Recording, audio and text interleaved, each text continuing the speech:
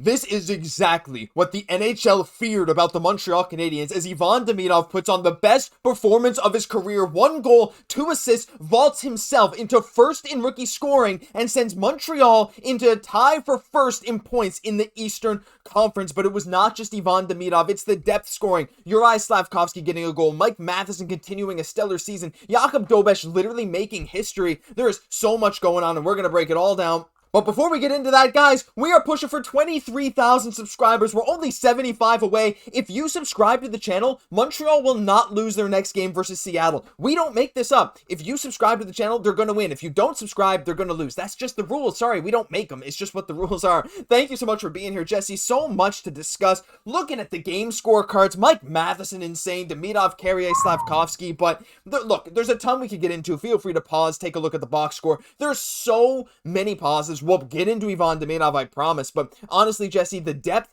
and the big thing for me was the resilience of this team. A horrible first period. You could argue that was the worst period of the season so far. And they bounced back. They stayed level-headed. They fought till the end. This is the kind of win that playoff teams get. Just a huge comeback win, Josh. And you're so right. Like that first period, seemed like they could just get that puck on the net. Lots of kind of deflected shots. But, kudos maybe to Vancouver as well. They were coming out there playing defensive hockey. They knew Montreal was a good hockey team. You could tell they were coming out prepared. But as the game went on, you just had to feel, Josh, okay, if they could just get 1 goal in that second period, make it a 2-1 game going into the third, they had a shot. And the comeback kids, once again, they're able to make it happen and get emphasis on the kids' part because, Demidov was the game changer in this one here tonight. Setting up for Suzuki on the power play. Then he's sharing the love to Slaf as well. And then he's like, okay, guys, I'm just going to put the team on back. I'm doing it myself. And Josh, this is where it gets scary. This is why we're hyped right now. Once he starts shooting that one time and he starts being a little bit more of a threat, he almost scored early on in the game. He kind of healed it. Where, again, this just shows, if he starts getting these type of opportunities, making the most of it, his confidence goes up. The places that he can just have so much of an effect on the ice just increases dramatically right now. Him just being a shooting threat on the power play. I am just blown away by just how the team was able to rally here tonight, Josh.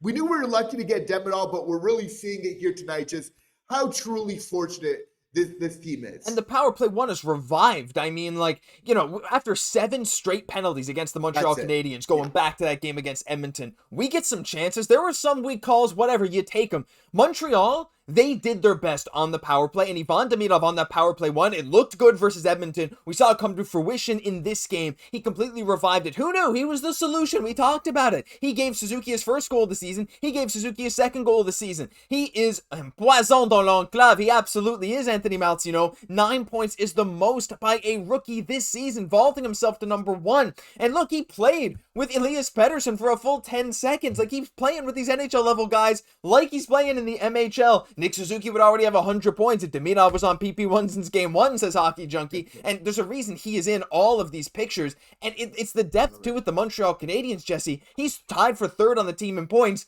with Lane Hudson. Those two guys both have 9 points in 10 games. Caufield with 10 points. Suzuki with 2 goals, 13 points in 10 games. Both his goals coming off beautiful Ivan Demidov passes. And there's some more stuff we'll get into on the Dobes front. But I'm looking at this, Jesse. These are all the players with at least 5 points. Actually, Noah Dobson, I think, also has 5. How many are here? 1, 2, 3, 4, 5, 6, 7, 8, 9, 10. I think there's 11 players on this list with at least 5 points. 11 players on pace for 40-plus points this season. Such a far cry from last year. The depth of Montreal is what's allowing us, I think, to stay close in these games and still have, even if our top line isn't clicking, some games it feels like, if Suzuki or Demidov, someone other than them could create offense, it'd be great. It's happening this season. Maybe not every moment, but it's one of the biggest changes, I think, that I've seen so far this year. Yeah, Bolduc's a part of it as well. But in terms of the goal scoring, those big guns are really doing it here tonight. And again, what's giving us faith is that we're getting close to that magical 10-game sample size, which is so important, Habs fan, because that lets you give it's not the be-all end-all, but it gives you a good sample of how will this team look over the course of the season? You get a really good feel from that, historically speaking. So just the fact here that Demidov on the power play, that being such a game changer here. Again, I feel, Josh, this increases our probabilities of winning hockey games just so much. In fact, the power play this change for Martin St. Louis was the difference maker. But nothing's going to be given to Demidov. They're going to make him earn it every step of the way, and rightfully so. And this is making us like ask now, Josh, like he has 9 points here in 10 games here. Like how many points could he put on? Like if he's putting it now, if like this is the pace he's on, to feel it's just going to get better as the season goes on, as he gets more PP1 time. That's a huge factor in all this. Like Josh, it's looking like we have a point per game player in Ivan Demidov in his rookie season. I'm even saying like 85. Like that's what I'm putting right now. Like as a baseline, I don't think that that's too wild. In fact, I think that he can go over top of that. Like sound off, Habs Digest fans, like in the comment section. Josh, like what's your take on Demidov, given on what we're seeing, these 3-point nights we're seeing like right now? Like how many points do you think he's getting so far this season? I mean, look, if I want to stay conservative, I think if he gets anywhere above 70, I would be so beyond thrilled. But like, you're right, 9 points in 10 games. I mean, it's on pace, 9 times 8 is 72. So I think he's on pace for 72, but you also have to take into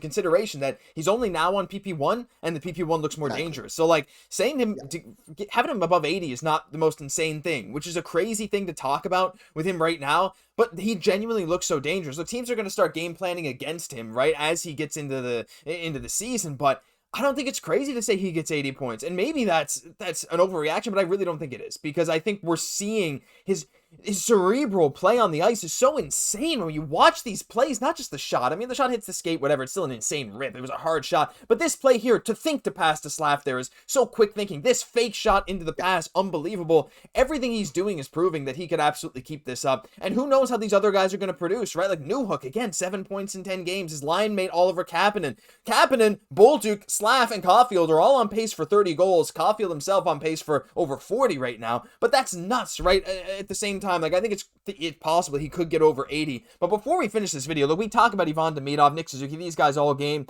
I want to shout out Jakob Dobes.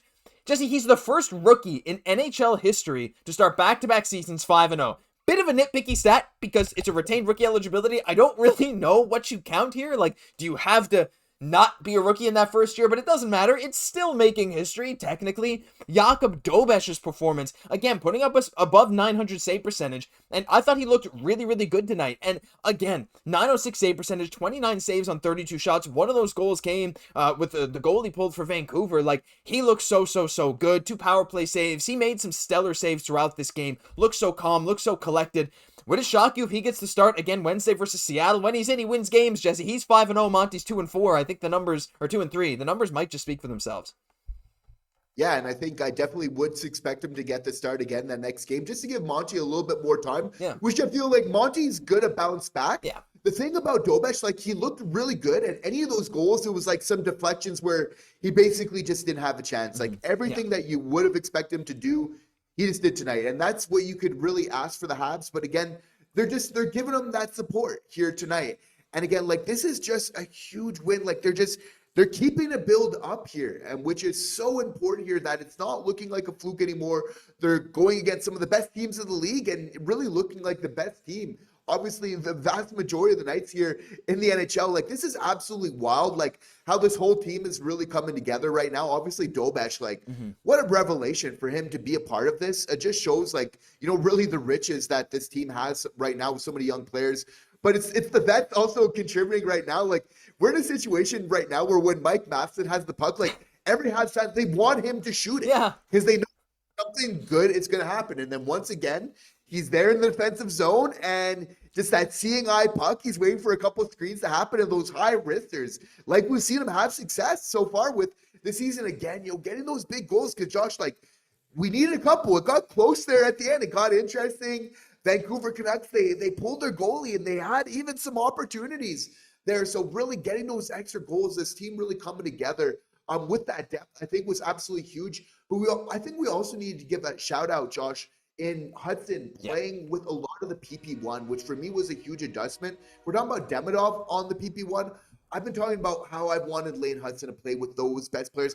We love Noah Dobson, what he's doing for this team so far. But for me, like Lane Hudson playing with that PP1 and what that was able to do for this team tonight in terms of helping us secure the victory was absolutely huge. I mean, he's been huge every game. I mean, he's just so game-changing. And seeing him on Demidov whenever they're on the ice together, whether it's on the power play or 5-on-5, 4-on-4 sometimes, which is some of the craziest moments we've seen between them this year, it's been unreal. And this power play, this young unit that looks so good in the playoffs, this looks so good now, is going to be the unit of the future. The average age is what, like 22, 23 on this PP1 unit? And it looks legitimately lethal. And like, again, Montreal's without, you could argue, their best power play goal scorer in line, maybe not this year, but still, like right now, this PP1 is exactly what's scary for the rest of the NHL. It's insane what we're seeing. Leave some love for our boys down below. What an incredible bit of playing hockey. And hey, don't forget to hit that subscribe button when you're down there. We'd love to see this hit 23K. Thank you for tuning in every single day. That's why you hit that sub button, because you know you're getting the content every single day without fail. Thank you for tuning in. Massive win. Next game coming Wednesday.